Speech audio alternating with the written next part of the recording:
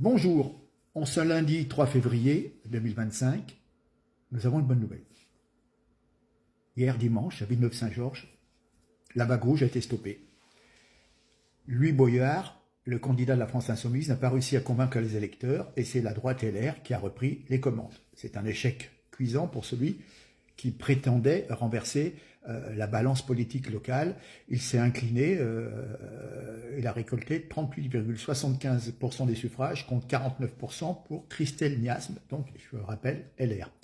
Pourtant, il n'y avait pas d'autres listes de gauche, ni de liste RN, et puis il y avait, je crois, au moins 2 listes de droite, et pourtant éliminées avec donc pratiquement 10 à 11% de retard.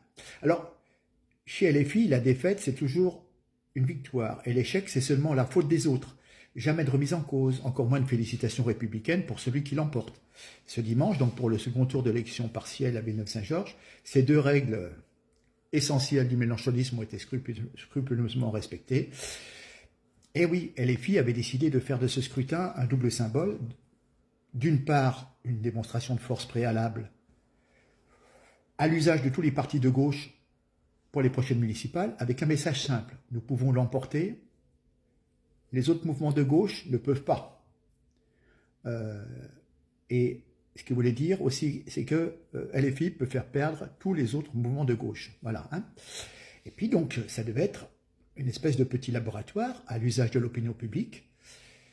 Villeneuve-Saint-Georges devait être la première ville de plus de 30 000 habitants qui puisse tomber entre les mains de LFI et donc servir d'exemple pour éventuellement faire des petits et pour les prochaines municipales dans un an.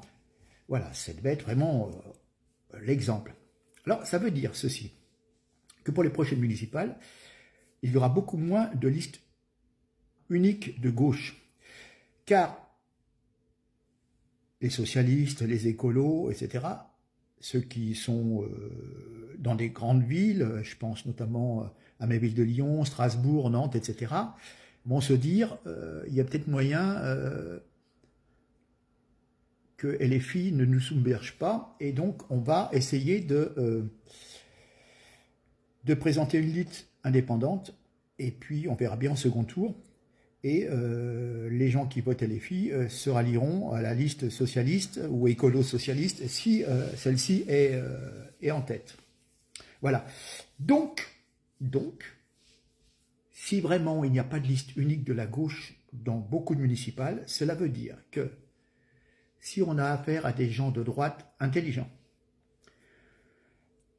du centre droit jusqu'à la droite dite extrême, jusqu'à la droite nationale, du Rassemblement national et bien d'autres, si on arrive à faire une union des droites, on peut limiter la casse et voir reprendre certaines municipalités qui n'en peuvent plus de la gestion socialo, écolo, voire communiste ou ultra-gauche, avec toute l'insécurité qui en découle, et puis une gestion calamiteuse qui fait que ces villes s'endettent. Voilà.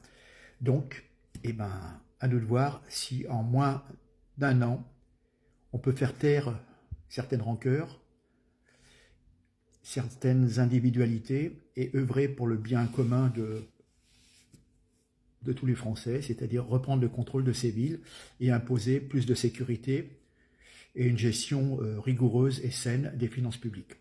Voilà. Cela doit être le départ de la reconquête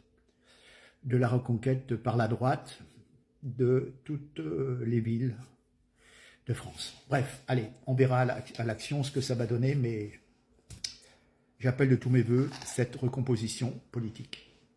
Merci, à plus tard, partagez. Et puis alors, je vous ai réservé une petite vidéo d'une personne noire, immigrée, qui explique qu'effectivement, au départ, la France, c'est un pays de blancs, que l'Europe, c'est un pays de blancs, fait pour les blancs, et que s'il y a des immigrés, c'est pas grave si ceux-ci plutôt veulent bien s'intégrer, en observer les règles, mais effectivement, si on a trop, il y en a. S'ils se sentent très très mal dans notre pays, il faut qu'ils repartent chez eux, on ne va pas les embêter plus longtemps. Hein. Voilà. Donc c'est très très sain, et donc des immigrés comme ça, j'en veux bien des centaines. Et voilà.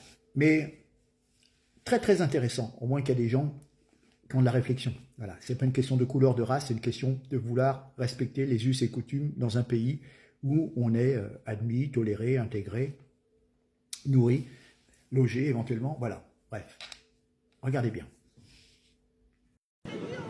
Qui t'insultait, qui te disait que tu devais être contre l'immigration, que tu devais penser de telle ou telle manière, parce que tu étais noir. Qu'est-ce que tu en penses? Ça me fait penser un peu à la mini suédoise qui avait dit un Somalien migrant qui viole, c'est moins grave qu'un Suédois, parce que Suédois avait accès à la connaissance. En fait, c'est du racisme de gauche, c'est toi l'immigré, ça fait 30 ans qu'on te protège, on te file des subventions, donc reste à ta place, commence pas à trop réfléchir politiquement, où sont tes intérêts, t'es un petit nègre, t'appartiens à la gauche, en fait, on est une prise de guerre. D'autre part, il y a d'autres personnes qui ont dit, puisque tu es noir et que tu es contre l'immigration, eh bien, il va falloir te remigrer toi aussi. On va dire, si je parle pas pour ma paroisse, si on rémigre tout le monde, y compris les mecs qui ont 17 condamnations judiciaires à 10 ans, des petits Algériens, etc. Si on rémigre tout le monde, et qu'on laisse un pays, la France, à 100% blanc, moi je me sacrifie, y a pas de problème, pour que la France redevienne la France, y a pas de souci là-dessus. Qu'est-ce que tu penses des gens qui te disent, ouais, la France c'est la terre des Blancs, et l'Europe plus largement, qu'est-ce que tu en penses? Et historiquement, ils ont raison. L'Europe a été façonnée par des blancs depuis le temps qu'on connaît. Les Romains étaient des blancs, les Celtes l'étaient, les Francs l'étaient. Ils ont fait l'Europe, ils ont fait la France. La France, c'est un pays de blancs, fait par des blancs pour des blancs. Maintenant, s'il y a 2-3% d'extra-européens qui respectent la culture, qui savent la chance qu'ils ont d'être en Europe, bon, je pense pas que ce sera un problème. Le souci, c'est que là, on a des dizaines de milliers, quoi. C'est ça le souci. Donc, Lui, par exemple, faut le rémigrer, lui, par exemple. Et je pourrais le faire moi-même, il n'y a pas de problème.